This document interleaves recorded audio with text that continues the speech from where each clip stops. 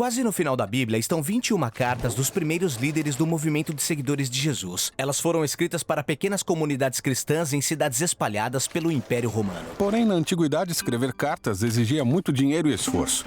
Por isso, cada carta era cuidadosamente estruturada, do início ao fim. Isso significa que devemos lê-las como uma obra literária conjunta. Então vamos falar sobre como ler as cartas do Novo Testamento em seu contexto literário. Dentre os primeiros líderes cristãos, o apóstolo Paulo foi quem escreveu a maioria das cartas. Temos 13 dele no Novo Testamento. Eu sempre imaginei ele sozinho no seu escritório, escrevendo longos ensaios teológicos. Paulo não trabalhava nem escrevia sozinho. Ele menciona sua equipe frequentemente e os nomes das pessoas que ajudaram a escrever as cartas, como Timóteo ou Silas. Paulo estava sempre acompanhado dos companheiros missionários de viagem, trocando ideias enquanto conversavam, debatiam e ensinavam juntos. E acredita-se que Paulo tenha reunido discursos, poemas e orações em cadernos. Como os que ele menciona na segunda carta escrita a Timóteo. Certo. Então Paulo reunia as pessoas certas numa sala e juntava material novo e antigo. Depois eles contratavam um escrivão profissional e faziam rascunhos até estarem satisfeitos com o texto final. E aí enviavam a carta. Sim, a carta era entregue a uma pessoa de confiança, que também recebia instruções sobre como recitar a carta para os destinatários. Recitar, tipo, ler em voz alta? Isso, naquele tempo, muita gente não sabia ler.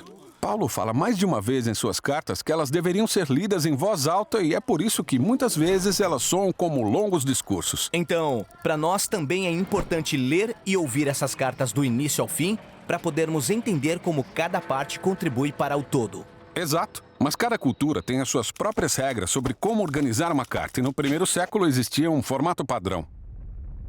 Primeiro temos a abertura, que cita o nome do autor e do destinatário. Em seguida, uma oração de agradecimento ou uma saudação. E depois, o corpo da carta. Essa parte explica por que a carta foi escrita, algo que precisamos saber ou tomar alguma atitude. Certo, e por fim vem a conclusão, que pode ter saudações, planos de viagem, um pedido final ou uma oração. Então é útil ver como uma carta no Novo Testamento se divide nessas partes. Sim, pega como exemplo a carta de Paulo aos Efésios.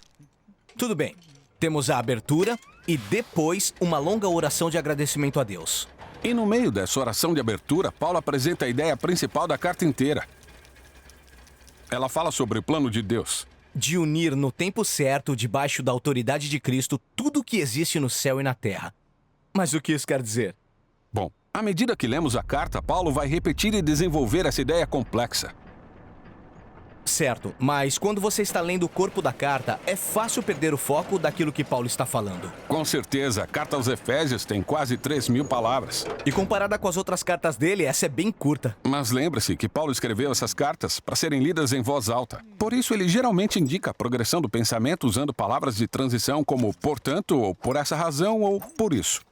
Ah, entendi. Então o corpo da carta aos Efésios se divide em muitos parágrafos, mas todos começam com essas palavras de transição. Isso mesmo, e cada parágrafo tem sua própria ideia principal.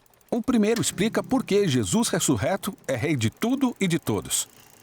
Quanto a vocês, não israelitas, agora estão incluídos na nova humanidade que Deus está criando.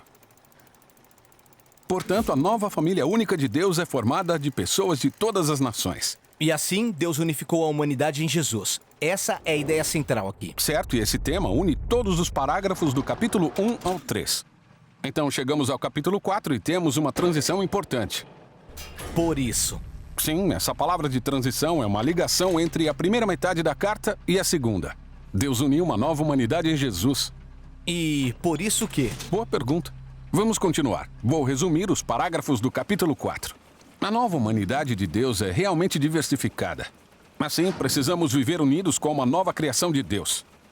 Portanto, como somos um, devemos aprender a amar e perdoar uns aos outros. Toda essa parte fala sobre viver em união.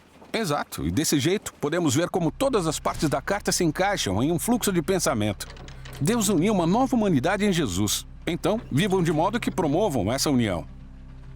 Fica mais fácil para entender se dividir em partes menores, tipo um mapa, aí eu não me perco. Certo, e você pode ler cada carta do Novo Testamento desse jeito. Divida o texto em partes menores, para ver a mensagem de cada parágrafo. Depois, procure ideias repetidas e palavras de transição, para ver como essas partes se conectam. Então você verá como os apóstolos combinaram de forma brilhante todas as peças para formar uma obra literária que falou aos primeiros seguidores de Jesus e ainda fala conosco hoje.